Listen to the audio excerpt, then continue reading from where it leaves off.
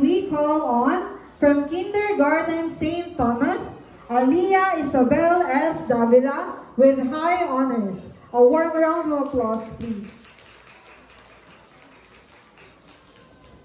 To our compassionate school president, Reverend Father Jose Salvador Malyari, to our hardworking and dedicated academic council headed by Mr. Aloysius C. Lionel Palintan, faculty and staff, our dear parents, guests, and fellow completers, a pleasant good morning to all of you.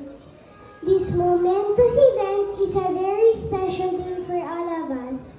On behalf of my classmates, I would like to express my gratitude to everyone who guided and inspired us throughout this journey. First, to our Almighty God, thank you for blessing us with talents, intelligence, and wisdom. We will use your gifts to spread God's love and message. Thank you to our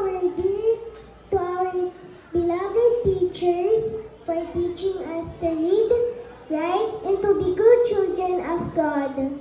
Your dedication has made a great impact in our lives.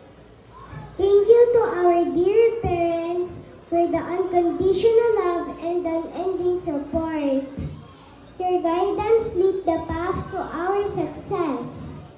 To our alma mater, Divina Pastoral College, we are always grateful for your commitment to excellence, for helping us in our growth, and for bringing us closer to God.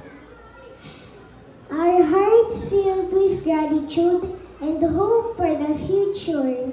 Let's continue to strive on for excellence and make a positive impact on the world. Cheers to the maroon and white. Thank you. Thank you, Ali. Let us